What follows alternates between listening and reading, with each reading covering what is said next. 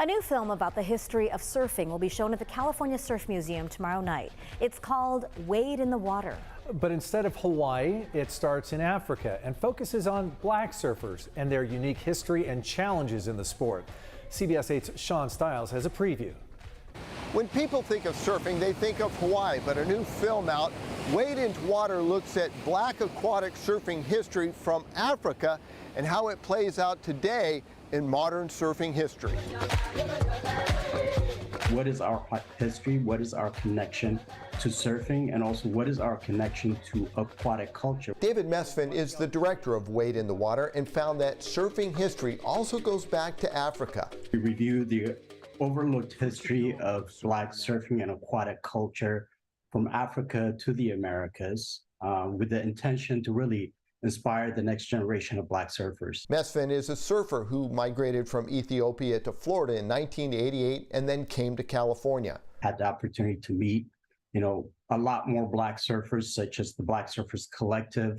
That was a group I was part of and I'm still part of, and I really wanted to tell their story. The film shares with you the first known reports of surfing in Africa. The first account of surfing was in 1640 in the coast of Ghana by a German explorer, Michael Hemerson, whereas, Captain Cook arrived in Hawaii in 1777.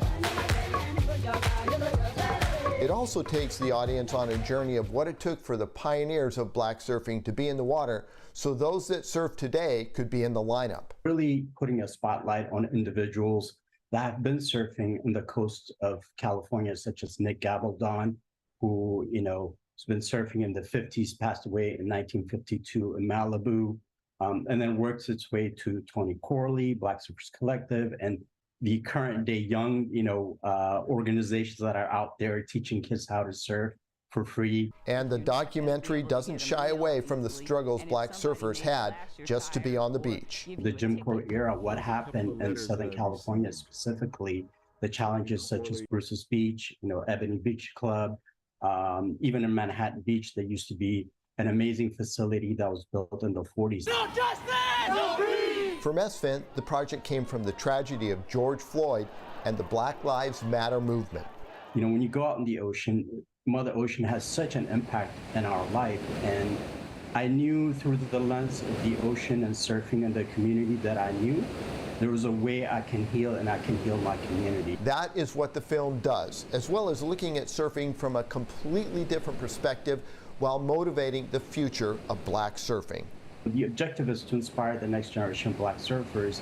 I wanted to end it with an ending that was more inspiring and uplifting, so we look into some of the younger surfers that are up and coming. You can see Wade into Water tomorrow night at the California Surf Museum in Oceanside. We'll have a link to the movie on our website. We'll send it back to you in the studio.